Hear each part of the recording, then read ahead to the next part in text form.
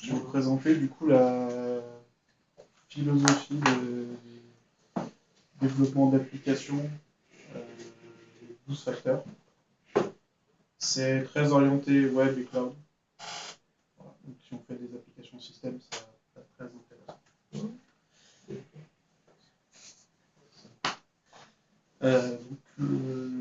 L'objectif que j'ai dans cette présentation, c'est déjà présenter au moins brièvement les 12 facteurs et ensuite qu'on puisse discuter sur les défauts de certains commandements entre guillemets qui sont dans les avantages, comment on peut le mettre en place, etc. Les 12 facteurs, c'est une méthodologie pour développer des applications cloud et web avec une logique qui va plus s'intégrer avec certains processus un peu plus modernes entre guillemets qu'on a maintenant en place. Et donc faire des applications ultra scalables qui sont bien faites pour du Docker, du Cube, des trucs comme ça. Le premier facteur qui est un peu respecté partout, je pense, c'est d'avoir une base de code qui est suivie avec un système de contrôle de version, donc très souvent Git, mais si vous utilisez autre chose, je peux vous aider. Une seule base de code, ça va donner une application qui peut être déployée de plusieurs manières. Quand je dis déploiement, ça va être un truc qu'eux-mêmes définissent, ça va être un ensemble de, on va pas de son déploiement, mais d'une base de code compilée en une application et sa configuration qui va avec. Et aussi les trucs qui interagissent. Le but, c'est que le code aussi soit centralisé, éviter que on ait un code qu'on ne sait pas trop d'où il vient, que chacun ait son ordre de travail local et que ça bordel. Et aussi une seule application par base de code. C'est-à-dire qu'une base de code, elle doit sortir une seule application, si on va sortir 4, 5 applications par base de code, c'est que selon ces facteurs-là, il y a un problème. C'est-à-dire qu'il y a du code qu'on peut factoriser, transformer en librairie derrière, et ensuite tout le code partagé, on fait une librairie, et ensuite on a vraiment une base de code unique par application. Donc, du coup, il faut se répéter. Ça va aussi aller dans la gestion des dépendances. Ça, pareil, c'est un truc qui maintenant est beaucoup fait partout. Ça va être déjà de déclarer explicitement les dépendances de manière aussi isolée, donc éviter de dépendre de paquets système installés, ne pas aller chercher des paquets système installés surtout. Ça, on l'a avec les V en Python, package.json et d'autres modules pour Node, bundle pour Ruby, etc. Donc, ils ont aussi un gestionnaire de paquets parce que sinon c'est vraiment la galère à maintenir. Et tous les outils système qui vont être requis, très souvent ImageMagick du coup, ou des autres trucs, etc. Le but, ça va être de ne pas prendre d'a priori, de les fournir avec ce qu'on va shipper, parce que la machine de destination, ça peut être un container Scratch qui n'a absolument rien installé, et le but, c'est que notre paquet soit autonome.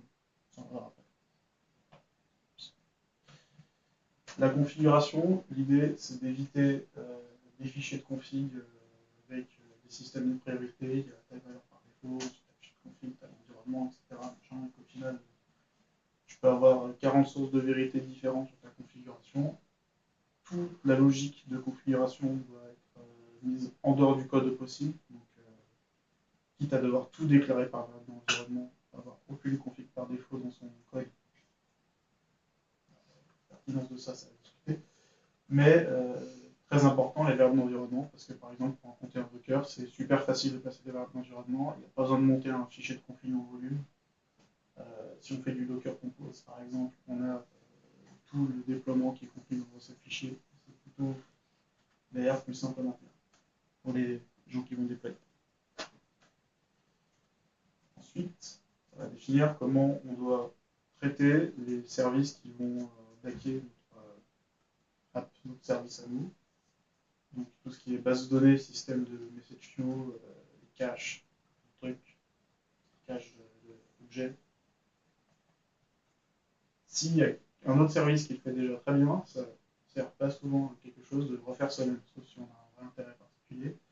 Et il faut traiter ça comme des services complètement indépendants. On va plus s'intéresser sur le protocole que qu'est-ce qu'il y a derrière. Ça peut être n'importe quoi qui répond à ce protocole, il faut que ça puisse marcher. Par exemple, si on fait du S3, ça peut être chez n'importe quel provider, un truc qu'on héberge soi-même chez soi. Il faut que ça puisse marcher sans avoir à changer trop de trucs à part dans la configuration.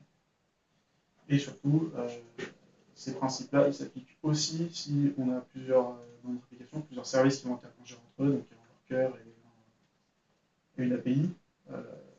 Le worker n'a pas forcément besoin, lui il a juste une spec, il va interagir avec un truc qui est en face, mais il ne sait pas ce qui est en face. Tout ce qu'il sait, c'est que le truc en face doit respecter la spec. Donc si quelqu'un d'autre, d'externe, crée une autre API qui respecte la spec mais qui fait des choses un peu différentes, techniquement, notre worker doit pouvoir fonctionner. Un autre principe qui est pas très compliqué à respecter, qu'on retrouve un peu partout, c'est la notion de build, de release, de runtime. Donc le build, ça va transformer l'exécutable en code complètement autonome. Donc avec ça, je parlais donc télécharger, compiler, shipper les dépendances avec le produit fini, que ce soit aussi, et donc aussi pour les petits systèmes comme Curly-Med, Magicmental, surtout. La release ensuite, ça va faire une release, ça va être de fournir un build, une application autonome, une configuration associée, et le runtime derrière, c'est tout l'environnement qui va l'entourer, donc c'est backing service, tout ce qu'il y a, etc. Ça qui va définir l'environnement.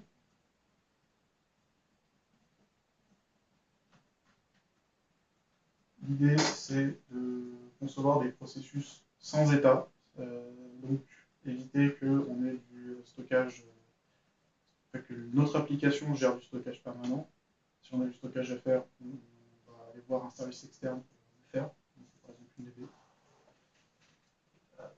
Ça permet, dans la logique des containers Docker, où tu fais du jetable, tu pop ton container, il va se brancher au service de backing, tu vas être sûr que tu fais ça plusieurs fois, tu n'auras pas de soucis, tu n'auras pas de données persistantes qui va altérer le résultat final.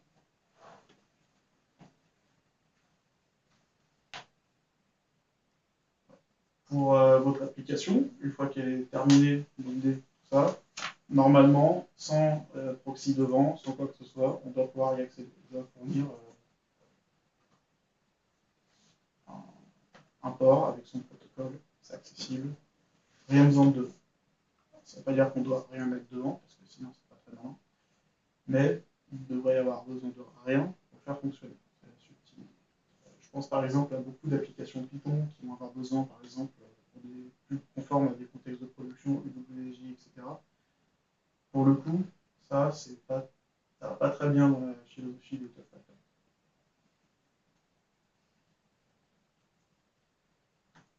Ensuite, pour la gestion de concurrence, c'est là qu'on va plutôt aborder toute la partie scalable des choses. Si notre app se rend compte qu'on va essayer de la scaler, qu'on avoue beaucoup trop de ressources pour un truc trop gourmand, qui fait trop de trucs, et que en fait c'est juste une section qui a besoin de monter en charge, on va essayer de couper en plein de processus différents. La logique qu'on va retrouver, ça va être la notion de API, des workers, avec des message queues, des systèmes basés sur événements, etc.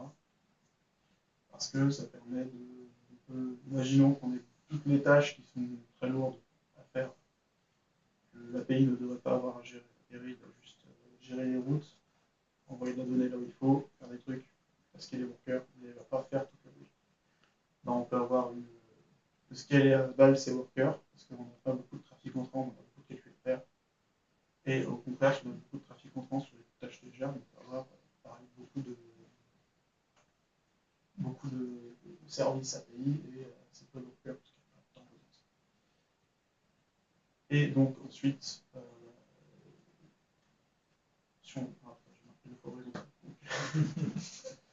le premier c'est horizontal et ensuite vertical. Donc on va mettre plus fois X processus pour monter en charge sur ce point précis. Et si on a besoin de monter en charge sur d'autres points précis, on va créer d'autres processus qui vont gérer d'autres tâches. Comme je dis tout à l'heure, l'idée c'est d'avoir des processus complètement jetables. que ça soit en essayant au maximum de réfléchir sur la logique du crash only, parce que un truc qui est très marrant sur un PC, sur Linux, très souvent, c'est plus rapide de l'éteindre comme un bourrin et de l'allumer. Le cycle d'extinction et de démarrage est beaucoup plus rapide, parce que Linux, il y a beaucoup de petites sécurités qui sont faites pour lui permettre de crasher et pas exploser quand cracher. Et en fait, toute la logique de bien couper tous les trucs qui sont en cours, si on les skip, ça, en théorie, fonctionne quand même. Et donc l'idée, c'est de concevoir des applications dans ce logique-là. C'est une application qui coupe d'un coup plein d'un truc pour que ça soit récupérable. Et l'idée, ça va être d'envoyer, pour couper une app, tu lui envoies un citerne, il se coupe d'un coup. L'application, vu que c'est sans état, devrait pouvoir récupérer à partir de là. S'il y a des transactions avec d'autres services en plein milieu et que du coup ça peut poser problème de couper la transaction, ça va être la responsabilité du service en face d'être capable de gérer les transactions qui se coupent d'un coup. Je pense par exemple à Postgres, ADB, il le gère assez bien quand même. S'il ne le gère pas, changer de service, faites-le vous-même. L'idée de ça, c'est du coup d'avoir encore une fois du jetable et surtout du rapide à démarrer, rapide à couper. C'est bien pour. Ça fait que si on doit faire une mise à jour roulante, c'est cool parce qu'on ne passe pas 30 heures dans son ordi à s'assurer que tout va bien. En 2 minutes, la mise à jour est faite, on peut couper le service, ça part. 2 minutes, c'est un peu long. Eux, dans leur tableau, ils parlent de quelques secondes pour un déploiement. Ensuite, l'idée, c'est d'avoir au maximum une parité entre dev et prod. Et là, c'est un point moi qui me fait moins plaisir parce que ça va taper dans les trucs que je fais pas. Ça me force à changer ma manière de faire si je veux respecter ça. C'est d'abord réduire le fossé des outils, avoir des outils qui sont assez proches, le plus proche possible sur la production que sur l'environnement dev. Un truc que je fais beaucoup, moi, c'est je conçois mes applications pour fonctionner avec SQLite et PostgreSQL parce que j'ai pas envie d'avoir un PostgreSQL qui tourne par mon dev. Ça, en théorie, selon les 12 facteurs, c'est pas très bien parce qu'on a une disparité donc, entre l'environnement dev et l'environnement prod, et maintenant avec Docker, il n'y a plus trop d'excuses. C'est une. Et aussi, c'est d'avoir des devs impliqués au maximum possible dans le déploiement, donc que les devs aident dans la rédaction des files, dans la rédaction de Docker Compose, templates, bases, etc., qui sont impliqués. L'avantage, c'est que ça permet d'avoir une équipe qui est un peu compétente sur tout le domaine, surtout le domaine du code jusqu'à la release. Et du coup, ça réduit aussi un peu les frictions entre les différents pôles d'équipe, parce qu'il y a plus de compréhension de ce que fait, parce que tout le monde est un peu impliqué au même endroit. Ensuite, pour les logs, il y en a beaucoup, moi, qui viennent loguer un tas de trucs qui ne servent pas forcément à grand-chose. Il faut traiter les logs comme des flux d'événements. Pour une API, on log les requêtes qui sont faites, avec la métadonnée qui est intéressante avec, les éventuelles erreurs, etc. Mais théoriquement, pas trop besoin de plus.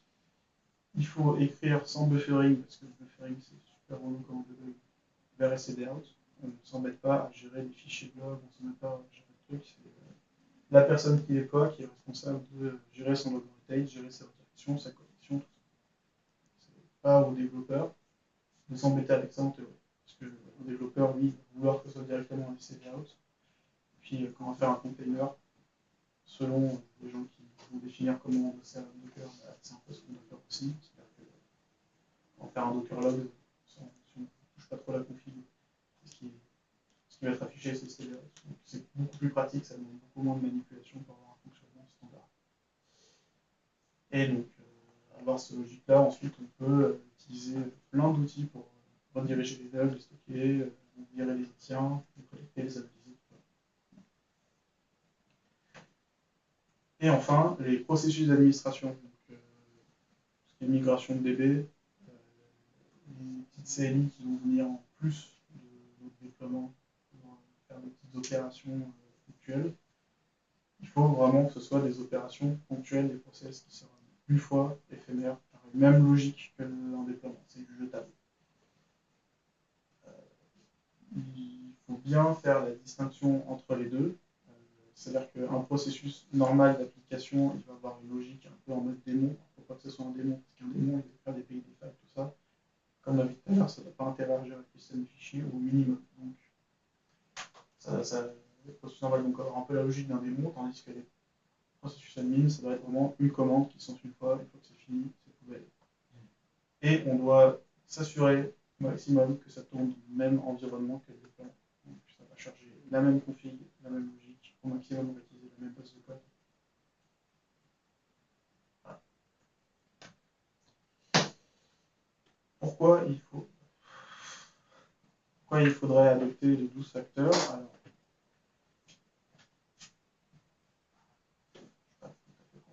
là, ça c'est surtout ce qu'ils vont vous dire. On a une meilleure portabilité entre les environnements, ça pour le coup je suis convaincu, ça améliore la scalabilité. Attention, il ne faut pas non plus appliquer ça bêtement, c'est-à-dire que ça ne sert à rien de scaler pour des milliers d'utilisateurs sur 24.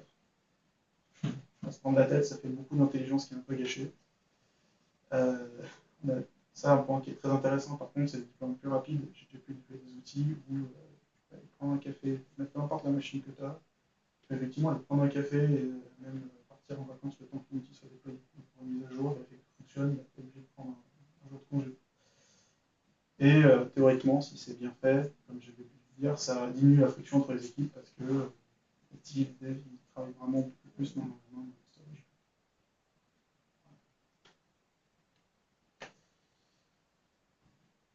Comment on peut commencer à adopter ces 12 facteurs-là? Alors déjà, il faut avoir envie, il faut y voir un intérêt, c'est très important. On peut commencer à appliquer un peu les principes à des projets actuels et futurs. Alors, sur une base de code qui ça fait 10 ans qu'elle fait d'une certaine manière, qui ne convient pas à ça, il faut rendre les guider, une perte de temps. Mais quand on va commencer des petits services web, ça peut être intéressant de se pencher sur cette logique-là. C'est pas des commandements, il n'y a personne qui va venir vous menacer si vous ne le respectez pas à 100%. Il faut trouver faut s'approprier, trouver son compte là-dedans. Il y a certains principes qui ne sont pas très intéressants par rapport à certaines applications. Comme je disais, par exemple, si on fait du système ou si on fait une base de données, il faudra peut-être un peu de persistance des données quand même. Et il faut savoir mitiger avec d'autres principes qui existent pour avoir un truc qui convient vraiment à notre contexte, nos équipes, nos logiciels. Et surtout, adapter les workflows pour les supporter. Une CI, une CD, comme ça. C'est d'utiliser un maximum Docker, tous les trucs qui vont tourner autour, etc. Et voilà, est-ce que vous avez des questions, des discussions associées à ça, tout ça? C'est le moment.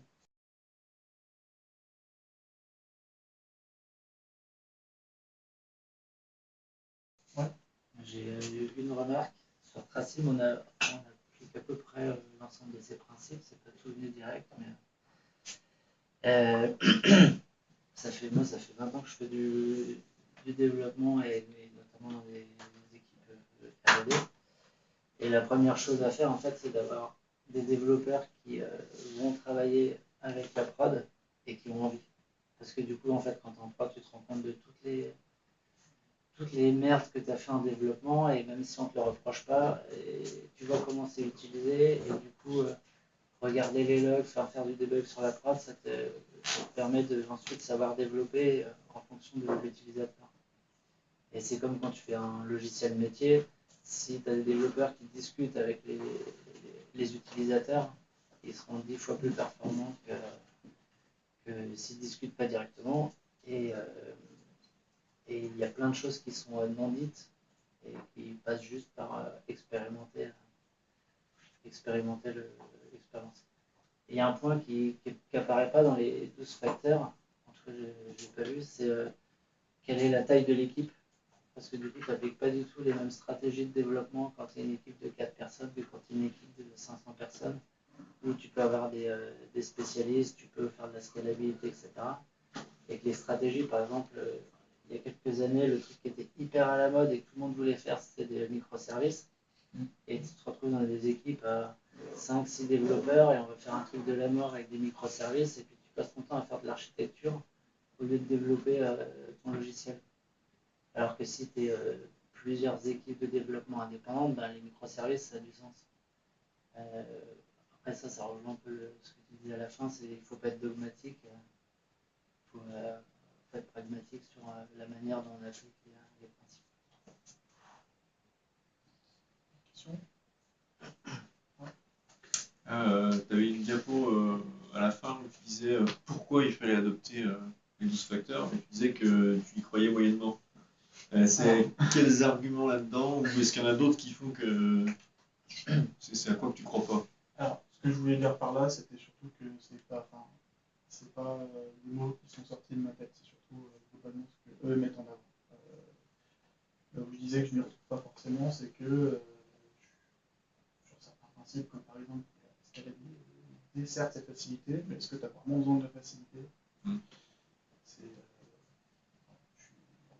C'est un vrai intérêt qui existe, mais c'est plutôt la pertinence de cet intérêt-là que je ne suis pas forcément convaincu dans l'absolu. Ce pas des vérités absolues, c'est plus une collection de bonnes pratiques qui apporte effectivement des avantages. Il faut savoir surtout dedans. Okay. Une amélioration une collaboration entre les équipes, c'est à la bonne volonté de chacun. Tu peux avoir des gens qui appliquent ces principes-là, continuer à se foutre sur la gueule tous les jours. Et c'est qui, eux, qui mettent ça en place? C'est Hero. Okay. On les aime ou on les aime pas, mais c'est ceux qui ont mis ça en place. Ouais. J'ai une autre remarque sur la scalabilité, qui est plus une approche économique, on va dire. J'ai toujours discuté avec des développeurs qui disent « Ah, mais en fait, ça ne va pas passer à l'échelle, ça ne va pas passer à l'échelle, ça ne va pas passer à l'échelle. » J'ai passé quelques années à bosser dans des startups. Déjà, l'objet, c'était de choper les premiers clients.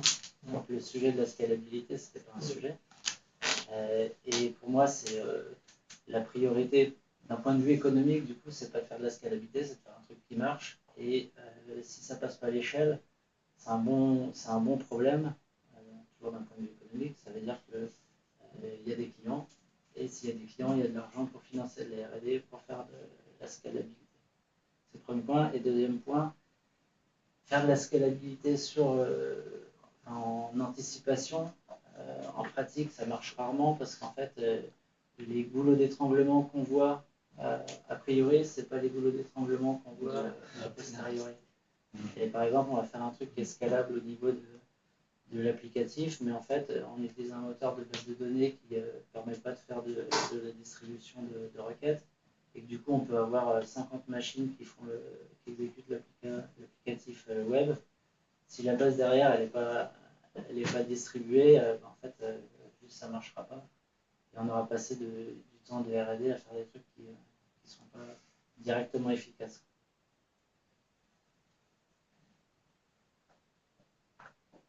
Autre question?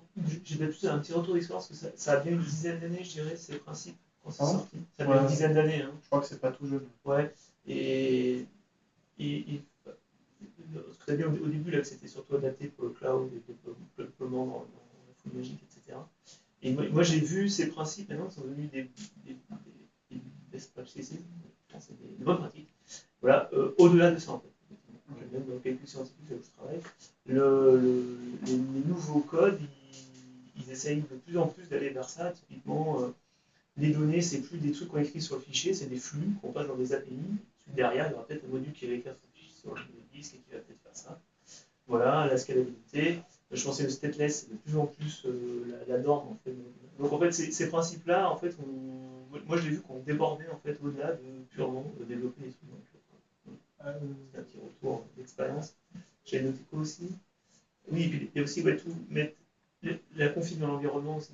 C'est un truc qu'on voit de plus en plus. Pour les devs, c'est plus simple. Il y a moins de parsing de fichiers sur le format à faire. C'est moins libre. C'est plus simple et pour gérer les migrations, ça change la vie. Quand on avait fait des fichiers des poignées sur Tracing, quand on est passé sur les variables d'environnement, ouais, en termes de gestion de la prod, les ventes pour confirmer, je pense que c'est beaucoup plus confortable.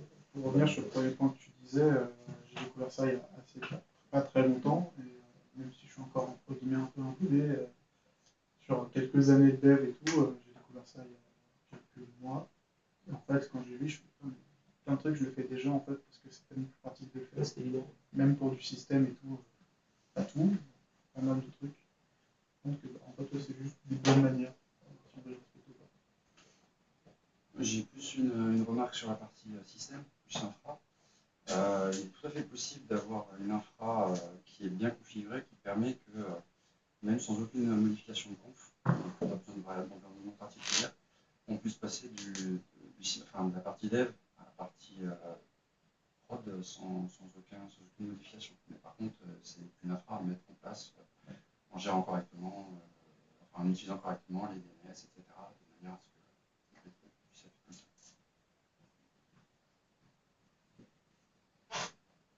Autre question?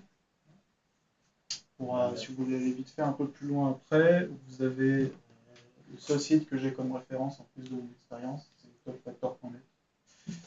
Il détaille tout, il y a des super schémas qui expliquent plein de trucs, et ça va beaucoup plus loin que là, parce qu'en 30 minutes, c'était un peu chaud de tout commencer. Je vous invite beaucoup, si vous êtes intéressé, à aller regarder plus en détail certains trucs. Il y a des trucs que j'ai dû complètement skipper qui sont quand même intéressants. Pas assez, seulement. Voilà. Merci. Merci.